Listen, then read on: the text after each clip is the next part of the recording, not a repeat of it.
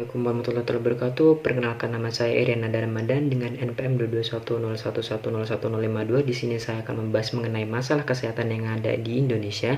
Saya mengangkat topik yaitu penyakit jantung. Penyakit jantung ini adalah suatu kondisi di mana memengaruhi jantung sehingga jantung tidak dapat berfungsi sebagaimana semestinya. Penyakit jantung ini juga biasa dikenal dengan istilah penyakit kardiovaskular.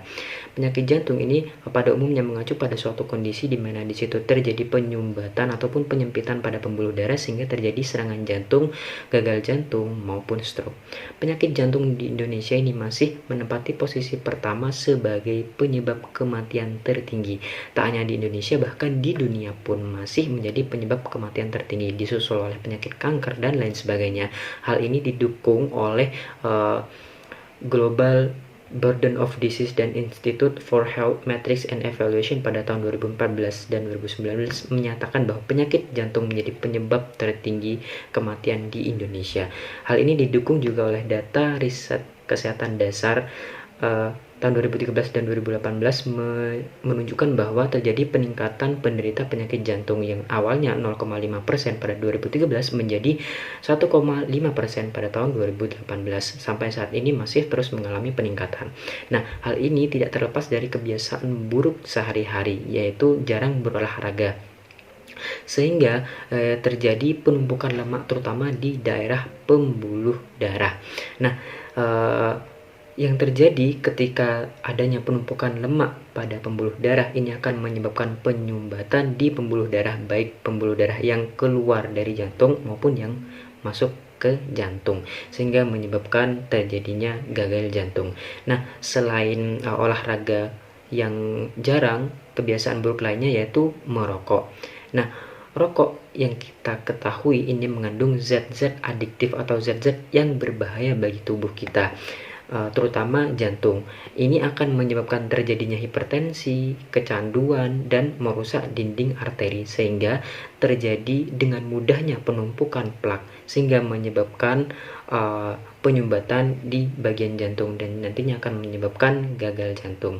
Nah, yang terdampak tak hanya perokok aktif saja, namun perokok pasif atau orang yang menghirup asap rokok dari yang merokok tersebut juga dapat terjangkit. Nah, oleh karena itu untuk bapak-bapak di luar sana diharapkan untuk tidak merokok di lingkungan keluarganya. Kebiasaan buruk lainnya yaitu terbiasa makan makanan cepat saji atau biasa dikenal dengan junk food yang dipikir lebih praktis, lebih mudah dan tidak menghabiskan banyak waktu. Namun kita tidak mengetahui bahan apa yang digunakan. Masak sendiri ini jauh lebih sehat karena kita dapat menakar sesuai dengan kebutuhan gizi kita, mulai dari sayur, lauk pauk, susu, nasi, buah, dan nutrisi yang dibutuhkan oleh tubuh. Yang mana kita ketahui di era perkembangan teknologi saat ini banyak sekali terobosan mengenai makanan cepat saji. Yang mana kita tidak ketahui kandungan yang ada di dalamnya, apakah itu ada zat-zat yang berbahaya seperti pengawet dan lain sebagainya yang menyebabkan nantinya obesitas, kolesterol ataupun keracunan. Nah,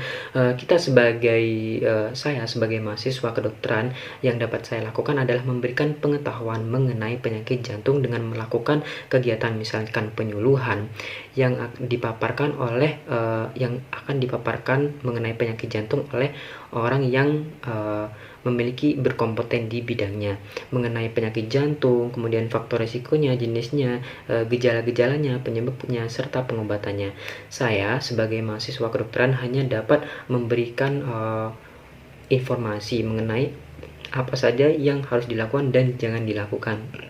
Yang harus dilakukan adalah mengenai makanan, diharapkan untuk memakan makanan yang sehat untuk jantung, seperti contohnya yang pertama sayuran, ada sayur bayam, brokoli, wortel, selada, dan kemudian buah seperti buah alpukat, apel, dan tomat. Kemudian lauk seperti ikan bandeng, salmon, dan ikan tuna. Nah, juga diharapkan untuk jangan merokok. Bagi perokok yang berat diusahakan untuk dikurangi sampai nanti tidak merokok sama sekali. Kemudian dilarang meminum minuman keras, kemudian rutin berolahraga karena olahraga tidak hanya baik untuk jantung, tapi baik untuk paru-paru dan untuk kebugaran jasmani. Sekian apa yang dapat saya sampaikan, kurang lebihnya mohon maaf. Wassalamualaikum warahmatullahi wabarakatuh.